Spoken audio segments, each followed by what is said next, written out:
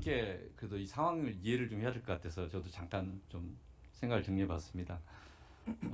현금 6억 원을 집에 쟁여놓고라고 하는 문구를 표현을 했고 또 그 속에서 이제 공직자윤리법 위반을 이야기를 하셨기 때문에 이건 공직자윤리법 위반이라면 저는 검증의 영역이라고 봅니다. 논쟁할 수 있는 영역이라고 보고요. 그러면 이제 이런 경우에 현금 6억 원을 집에다가 쟁여놓고 하는 것이라면 그 점에 대해서 어떤 식으로 문제제기를 만약에 문제제기를 했는데 그때 답이 안 나오면 고발하는 거죠. 그 고발에 따라 수사기관이 책임지는 거고 후보자를 임명하더라도 후보가 책임질 수밖에 없는 사안입니다. 그다음에 이제 반대로 논쟁을 하다가 보는데 후보자가 해명을 못했지만 결과적으로 이게 허위냐 아니냐가 논란이 될 수 있지 않습니까? 그 국면에 따라서. 그래서 이게 허위가 그러니까 이 현금 6억 원을 집에 쌓아놓고라는 것이 허위다고 만약에 가정을 하게 되면 그러면은 사실 왜곡이다, 짜깁기다, 또 악의적 프레임이다 그런 반론도 나올 수 있는 거 아니겠습니까? 지금 국면이 그렇게 논쟁을 하고 있는 것이고요.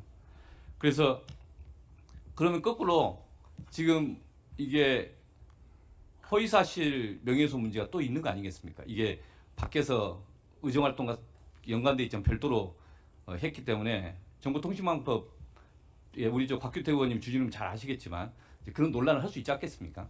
그러면 허위가 아니라는 것에 대해서 오히려 나중에 입증을 해야 되고 즉 현금 6억 원을 집에다 장해놓고 한 것에 대해서 그런 판단이 그 말 자체가 사실임을 입증을 해야 되고 오히려 그 다음에 그것이 사실이 아니라면 사실이라고 믿을 수 있는 객관적 신빙성 있는 근거가 있었음을 제출을 해야 되고 물론 수사기관에서 해야 되겠죠. 그 조사받으면서 저는 지금 현재 몇 가지 논쟁을 하는 것에서 재산과 관련된 건 논쟁할 수 있다고 봅니다.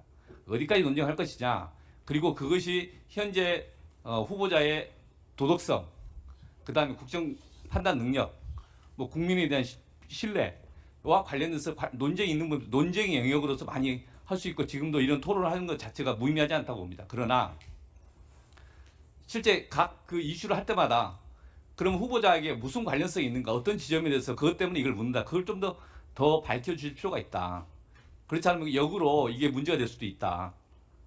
지금까지 국면적으로 쭉 여기까지 이 이야기를 처음에 할 때는 사실관계가 좀 불투명해서 이런저런 이야기 나올 수 있었겠지만 이제 어제 오늘 사이에 해명된 것 중에서 그 말이 후보자의 말이 사실일 수도 있고 사실이 아닐 수도 있지만 사실이라고 가정하면 역으로 지금 현금 6억 원을 집에 쌓아놓고란 말은 허위가 되지 않습니까? 그러니까 이 점에서 그럼 허위를 누가 입증해야 할 거냐 문제가 또 나서지 않습니까? 입증을 누가 할 거냐에 대해서 후보자에게 자백이라고 이야기할 거냐 그렇지 않고 실제 그것을 종래에 있었던 것을 명확하지 않은 점이 있으면 그걸 좀 다듬을 수도 있지 않습니까?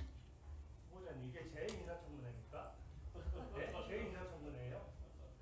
너무 심하지 않습니까? 이게 자료 제출 연속이라 만약에 정말로 그게 허위사실이라고 생각하시면 저를 상대로 직접 고발을 하십시오. 저는 허위사실로 전혀 생각하지 않아요. 저는 그런 거 갖고 고발할 필요를 그냥 고발할 필요를 느끼지 못하고요. 허위 사실이라고 이미 주진우 의원님께서 아까 설명하지 않으셨습니까?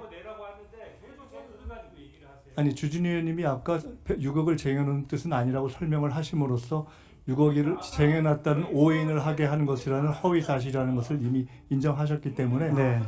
자, 국민들이 대부분 모르신다고 생각합니다. 조용히 하시고요. 네.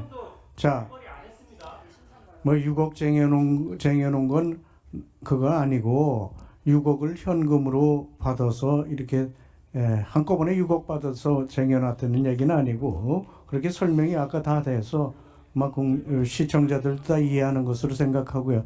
됐습니다. 제가 진행해야 됩니다. 지금 너무 늦어가지고.